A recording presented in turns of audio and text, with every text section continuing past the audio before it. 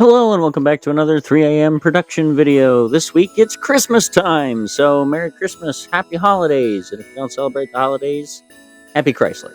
Instead of just doing one Christmas special, I decided to take the unconventional approach and draw one of the most beloved characters from the 53rd Disney featured animation film, Frozen. So do you want to draw a snowman? Olaf, or Olaf, is a clue to the character's purpose in the film being the comic relief, with the side being the plucky sidekick. Olaf, voiced by Josh Gad, noted in an interview one time that a handful of dialogue that he ad-libbed ended up in the movie just because it made the people working on it laugh. He also shared a story one time about how he took his daughter to the movies, and they played a trailer before the movie, and it was for Frozen.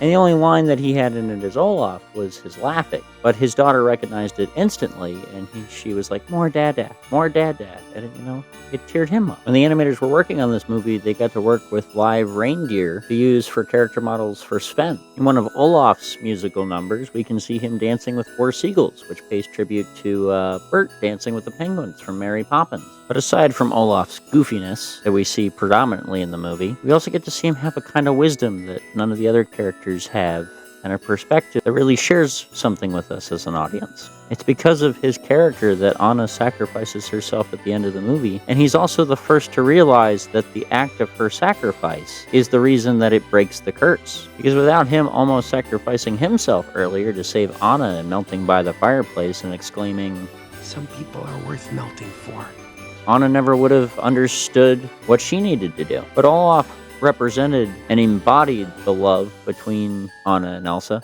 representing that childlike innocence that they ultimately lose when their parents die. Even his design showcases that love and attention to detail when the animators designed him to look like what a child building a snowman for the first time would look like. Without the idea that it had to be a perfect snowman, the head is disproportionate to the body, and these 2 little girls seemingly bonding over their snowtime fun in the great hall of their home. We see these 2 little girls playing and having fun with these bright clothes, and with it throughout the rest of the movie, we see their clothes grow more dim.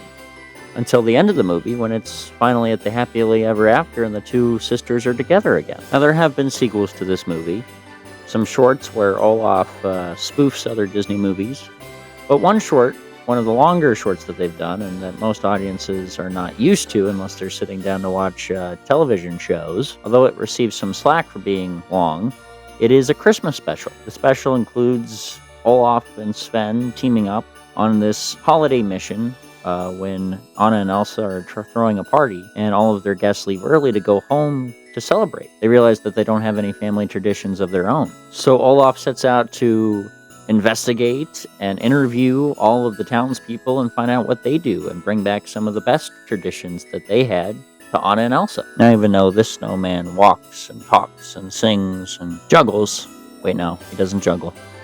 I know what you're all probably thinking. What does a feature film with a 24-minute segment just devoted to musical numbers, reindeer, Frosty the Snowman, cameos, and the brief mention of a Christmas special have to do with Christmas? And surface level, I'd say you're right. But I would argue that what is Christmas without true love? Now, it looks a little bit different for everyone. And oftentimes, the Christmas season can be hard for a lot of people. It can be a very sad time for a lot of people. The stress and hustle and bustle of the holidays is notoriously hard around this time of year. But if it wasn't for once experiencing a love around this time of year, you wouldn't miss it. You wouldn't have the memories that provide a sorrow around this time of year. And as much as we can wish for things to last forever, change mocks us with her beauty, as Olaf would say. Grief is that love persevering, especially during this time of year. So whether it's glad tidings or sad tidings for you personally, it is love that makes up Christmas. Now, that looks a little differently for everyone this time of years, but it's love that makes us go out and try to agonize over finding the perfect gift for someone. It was love that made complete strangers follow a star. It's love that gives us goodwill toward men and women. So if love is Christmas and Olaf is the embodiment and childhood innocence of love, I think this huggable snowman does a pretty good job of explaining Christmas. So this Christmas season, I hope you get the gift of love in all the various forms that it can take. I want to thank you all for joining me and drawing along. If you did, If you did draw along, feel free to post it in the comments. I'd love to see it, how it turned out. With that, I think it's time to melt away. I hope you all have a Merry Christmas. We'll see you next time.